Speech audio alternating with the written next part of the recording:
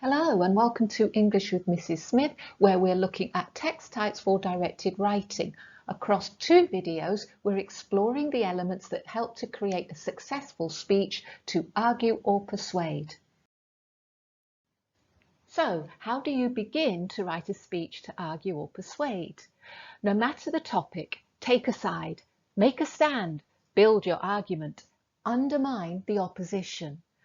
Forget your own mixed feelings or uncertainties. This is not about your personal opinions. Put those to one side and focus on promoting one point of view.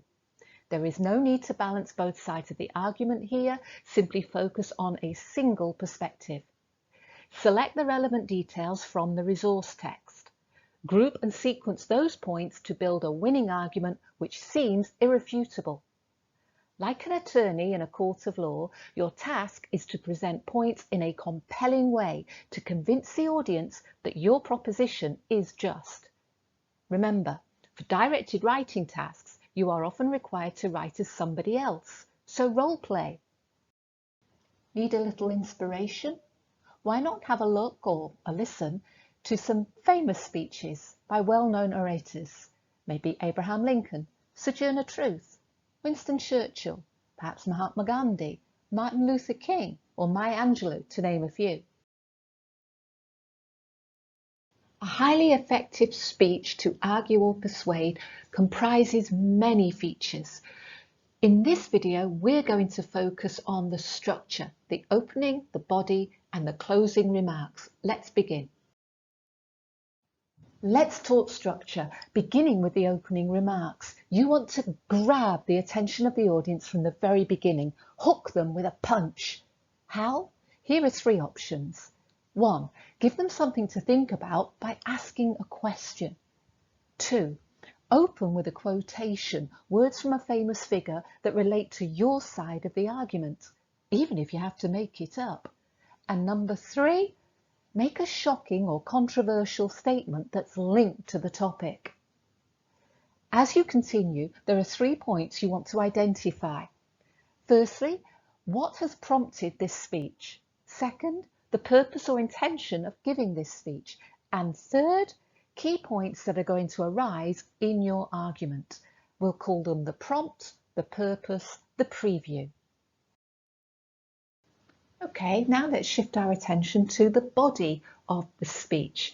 You need to build blocks of clear, convincing points set out in a logical sequence. If you have a slogan, plan to insert this at regular intervals throughout the speech. You're going to need strong, cohesive devices. They're crucial. Since a speech is written to be spoken, the audience generally cannot see the text. They have to listen. So like links in a chain, the cohesive devices enable the audience to follow the progression of points in your argument. Which one should you use? For clarity, you might like to number your points so that you can introduce each section, first of all, secondly, thirdly. You might also include additionally, furthermore, and finally. Thinking ahead to closing remarks, towards the end of your speech, you need to revisit your prompt and your purpose. You may also review your key points for emphasis, but keep it very brief. You want to plan an explosive finale to close your speech with impact. Here are a few suggestions. You could end with words from a famous figure, a rousing quotation to stir a response from your audience. You can finish with an emotive call to action. You could use your slogan repeatedly, like a chant that allows the audience to join in. Remember, whichever option you choose, start with a punch, end with a bang. If you enjoyed this video and found it helpful, please leave a comment in one of the boxes down below. If you have suggestions for future videos, let me know. Look forward to seeing you next time on English with Mrs. Smith.